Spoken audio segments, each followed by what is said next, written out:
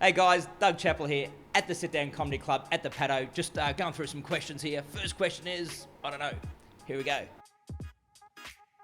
The way I got into comedy, I wasn't working and stuff, probably hanging out with the wrong type of people, and just showed up at a comedy venue and pretend I was a comedian and said, "Is there any spots?"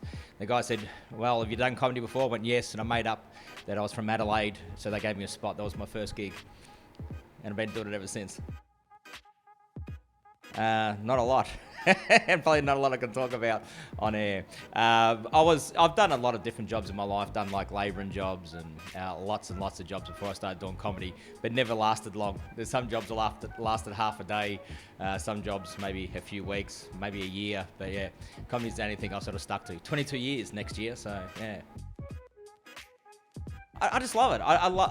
I've been doing it 22 years. I still love it like when I first started. I love seeing people happy and smiling. It's therapy for me. When you sort of get up on stage and you sometimes want to vent, you can do that. I just love it. I love every aspect of it. Traveling, meeting new people. It suits me perfectly. Plus, I get to sleep in. My first gig was at the Esplanade in St Kilda in Melbourne. Not that I'm bombed. I haven't got any of those. You'll have to ask Gav Rossi. He has a few bomb gigs, but I've never. Don't know what that is. No, of course, everyone bombs. And sorry, Gav, if you're watching this, it's an easy target. There's been lots, but probably my most memorable one was the first big corporate I did, and they toasted the Queen before I started, and I actually thought it was a joke, and I laughed, and everyone just turned around and stared at me, and the average age was about 60, and this was at a time when they were talking about making euthanasia in Darwin legal. So I was halfway through the gig, no one's laughing, they ordered food. I just wasn't experienced enough to say, "Hey guys, I'll come on later." So I was trying to push through what people are eating. It was just horrible.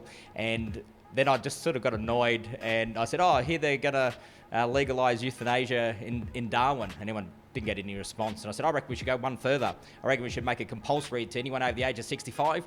That way there'll be only 4 people here and I'll be having a good gig." And they didn't want to pay me. And to this day, it was the only gig where people didn't want to pay me. They paid me half, but they weren't happy at all. And I had the agency ring me first thing in the morning. It was horrible. But now I enjoy doing corporates. I don't know.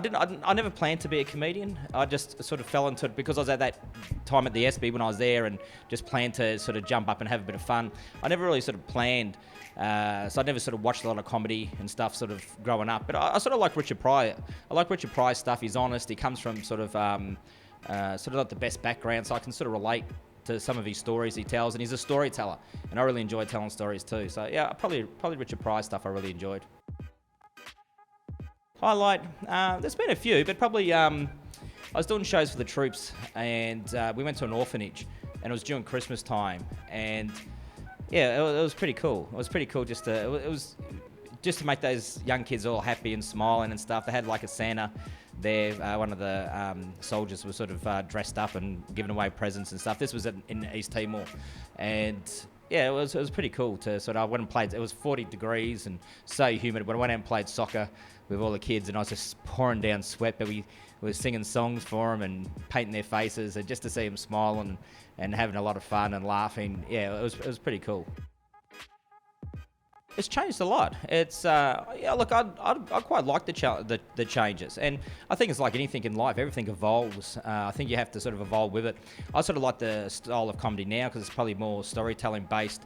I also like how things have changed. So you're not sort of picking on minority groups as much, which I think is pretty cool. And then you got the YouTube, the whole social media aspect of it as well, which is again great because you can get your stuff out there and people can see stuff. And you've had people made whole careers just out of YouTube, which some people sort of don't like and don't call people like real comedians for doing that. But they're putting the work in, and they deserve it. So subscribe to my YouTube and like all my social media stuff. Yeah, I think if you're starting comedy, you have to love it.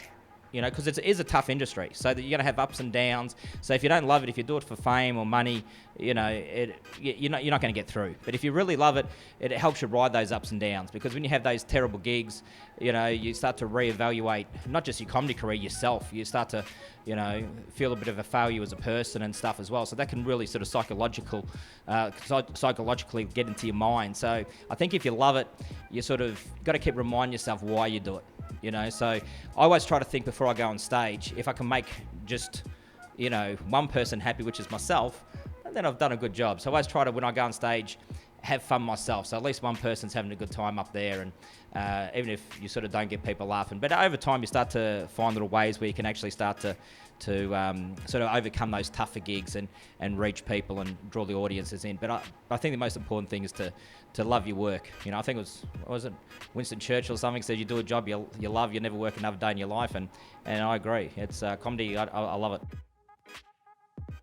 I don't know. I'm writing a TV show at the moment, so hopefully that goes okay. But at the moment, I've just been flat out doing gigs and loving it, touring, travelling. Yeah. Okay, guys. Doug Chappel, thank you so much, Sit Down Comedy Club, for having me again. I love coming up here for the only thing. Before I go, can I see this little thing here? Siraj, do you mind? When I walked in, this was sit on the chair here. So I don't know. This is like the creepiest thing. I don't know if you can see it. It's the creepiest thing I've ever seen in my life. So that's why we do comedy. We do comedy so, I don't have to date people like this.